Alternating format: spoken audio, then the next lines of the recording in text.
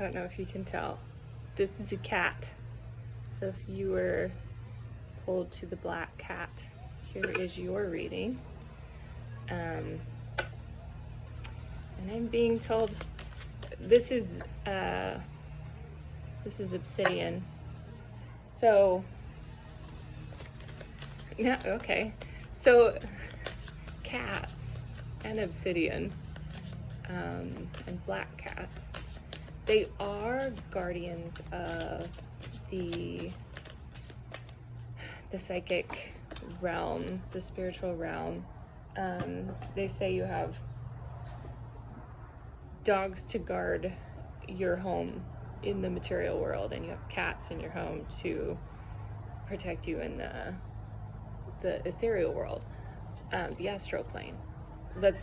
I heard that, and that's kind of just coming to me. You don't have to have a dog and a cat, but think of it that way. With obsidian, it also is a stone that kind of pulls truth out. It's also protection from lower energy. So it's also kind of the stone that helps guide and guard. And I'm also seeing my tourmaline, which does kind of a similar thing, but it's more of a protection. So already I'm kind of just feeling this interesting protection when it comes to the unseen, beyond the veil, the other realms, the psychic plane. And I've had two cards come out. We've got 4 of staves in reverse and 2 of swords. So there's this energy of things, with the 4 of wands, staves, fire, whatever you want to call it. It can go either one of 2 ways in my mind. It's when when passion, energy, heat is either out of control or there's not enough. When it's right side up, it feels like everything's stable and cozy and warm. Feels like a warm campfire or the hearth of the home. But when it's out of control, it's either too hot or it's underperforming, it's too cold. With your reading, there's something going on where there's too much energy or there's not enough. For the most part, I'm feeling like it's too much energy. But for a few of you, it might be not enough. So because I was really being pulled towards the cat, it's almost like it's in the astral realm, ethereal. I don't know what word you want to use. Spiritual is coming to mind, psychic is coming to mind, intuition is coming to mind, beyond the veil, whatever term you want to use. It's feeling like things are kind of out of control. And you've got 2 of swords where kind of like, I don't know what to do. I don't know what decision to make. I can go one of 2 ways, or I don't even want to look at the options. I don't know what to do. Someone come save me. I don't know how to save myself. And then we've got this lack of movement, and everything's just sort of like piling up, and it's like an overwhelm. It's like a psychic overwhelm, overload is almost what it feels like. I feel like I have too much energy coming in to this like conduit, and the conduit doesn't have anywhere to like release that energy. And I need to pull one more card, I guess. So there's this build up, too much heat, energy, light almost coming in. Ooh. And then we've got the devil, which is when you're giving up. You're giving up something that you value, something that you something that is very valuable to you in order to gain something you think you need.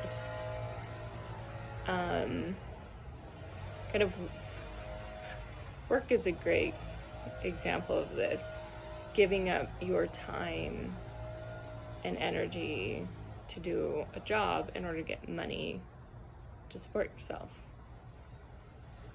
A lot of times these devil type contracts that come into our lives seem like we are sacrificing in a noble way. No one's gonna say, oh, I can't believe you would give up all of your time and energy just for a paycheck. It's kind of an accepted thing that you would do that. However, you are making a choice, and if it's something that's just overwhelming you and putting that pressure on you and filling you with this overload,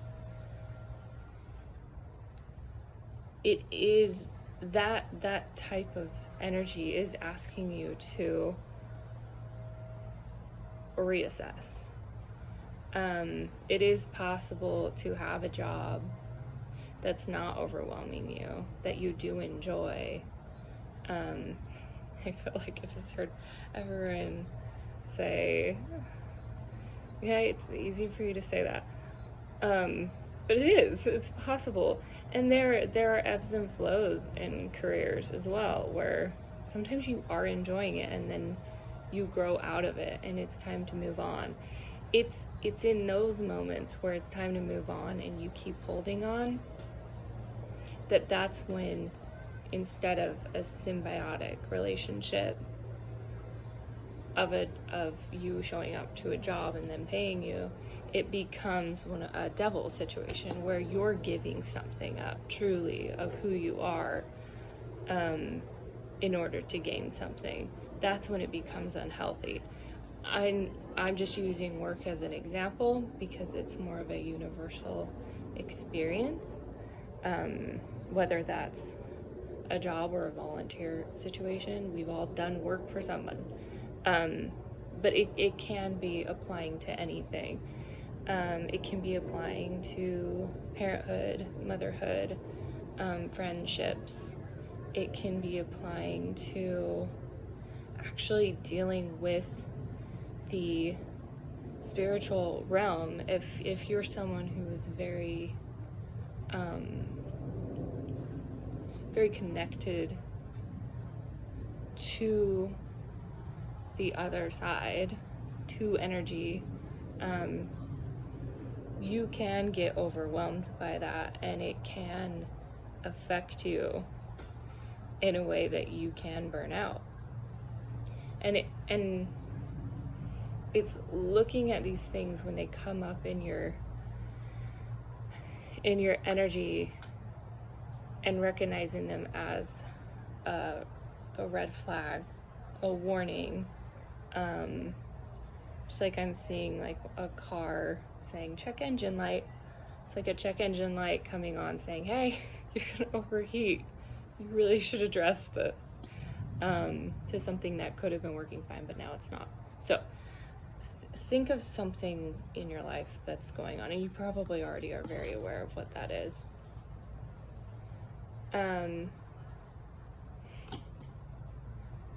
With this, you're getting Two of Swords, don't know what to do. Someone else come save me. I'm getting overwhelmed. There's too much going on, and I'm stuck. That's the energy I feel. This card came out with I am lovable and worthy of love. I set my intentions to open my heart, accepting all love and compassion that comes my way. I will find my people, the people who love and accept me for who I am, for I know I only need to discover them. So this is interesting because I was thinking about love and kind of self-love this morning, about how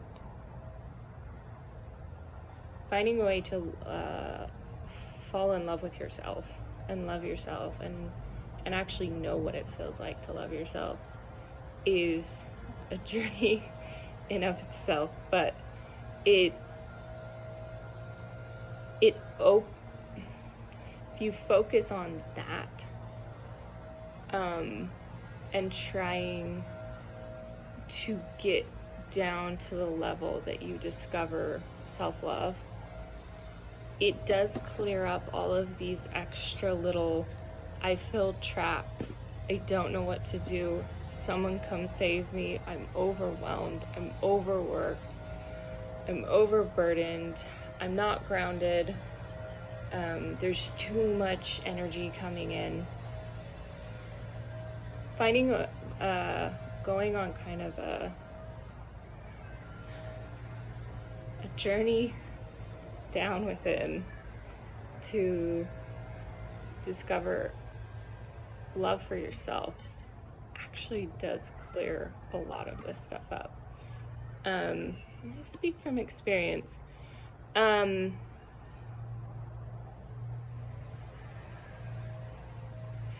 So this one's saying, I set my intentions to open my heart. I've done this. I reached a point in my life where when I really sat down and thought about it, I realized I didn't have love for myself. And when you experience things that let you down in life, whether it's people, places, or things, you really are left by yourself. And when you're left on your own by yourself with your own thoughts and your own energy, and there is no love for yourself there, you will feel empty and trapped and don't know what to do, and you need someone to come save you. What I ended... I don't know when I grabbed this card, but I did. So I'm going to read it now. This says, express your emotions, speak from the heart, and be free. And that is something that I've experienced, and I know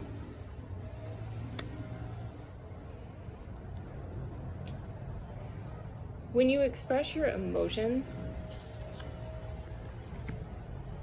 it moves energy through your body. Whether it's by feeling or crying or moving stuck energy. I need another card.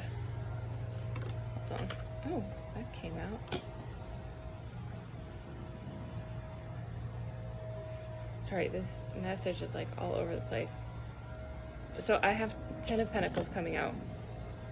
So there is safety and security, abundance, all of that when you come down and meet yourself. And when you meet yourself, your higher self, your divine self, which is within you, it's not up in the sky somewhere, it's here. Once you peel away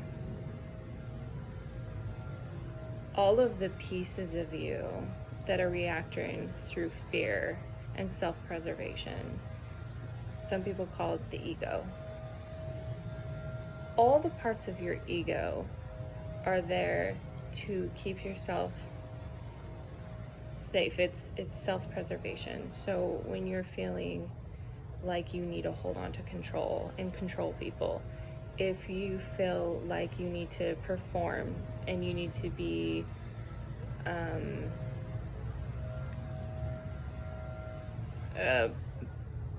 public praise, and people approve of you, public approval. If you feel like you need to push your will on people, or you need to be a certain type of beautiful, or you need to control your money and your finances and kind of hold on to it really tight. All of these things are from the ego, and they're keeping you safe, but they're keeping you stuck. And it's from a place of fear, and fear and love don't exist in the same vibration. In order to get to that vibration of love, you have to notice these different experiences that are coming up in your life that show you, hey, look at this pattern of control that you seem to have. Hey, look at this pattern of being offended, and vulnerability and defensiveness. Look at that pattern. Look at this pattern of being obsessed with people's approval and your looks and how you appear to people. All of these things that come up in your life in patterns are just indications that, hey, this is actually a self-preservation thing. This is part of your ego. Let's work on it. And if you can work on each one of those things and you can peel that down, you'll start getting closer and closer to your real self, your divine self, your higher self. And that higher self is the vibration of love, and it's the vibration of authenticity. And if you can get there, that love, that piece of you that's real, will start expanding out into that area of your life. And when you do that, the energies that keep you stuck and keep you ungrounded and keep you from that are searching for someone to save you, you no longer will even have those be an issue. They start falling away, because what they are just indicators that something's wrong. It's that check engine light saying, actually, just something's wrong, and you just need to address it. Because once you get past this cycle, this outward play that's happening in order to represent what's going on internally, it will move and adjust. Your relationships will change, your jobs will change, the places you live will change, your friendships will change, and it will all change to become in alignment with that vibration of love and that vibration of who you truly are, your authentic self, and the vibration of love, which scares us because you don't want to lose that stability, and you don't want to lose the people that are familiar, and you don't want to lose the familiarity in your life. But if you want to bring more love into your life, and you want more peace, and if you want to be more connected and you want to be more grounded, these are just indicators that something needs to change, because you're trying to manifest something, and it's saying, okay, in order to get this, look at these patterns and react differently. React in a way that's not full of fear. React in a way where you release, or you surrender, or you accept. You show acceptance towards how people are rather than trying to control them. You look at, instead of being forceful with your will, be more of a leader, and take everyone's idea into account. it's looking at all the little things that might be coming up, and I can't go over every single thing that might be happening in your lives. But it is saying, speak from your heart and be free. So there is a lot of focus on probably communication, just communicating how you feel about certain things, your views on certain things in all of your different relationships and situations and all of that. And when you get that out, your emotions can move through your body, and those emotions are what causes change. Anyway, once again, you do have the cat though, and that is helping protect you during this whole thing. Know that with the Ten of Pentacles, things do work out. If you choose this route of change, and finding that higher self in you that is love, things do work out. Your relationships will work out, your friendships will adjust, your family will adjust, your job will improve. Things improve, because that's what love is. Love is abundant, and it is safe, and it is secure, and it has trust, and it is a beautiful way to live. So if you're willing to do the work, just know there is abundance on the other side, and you don't have to, and you can go at your own pace. But that is your message.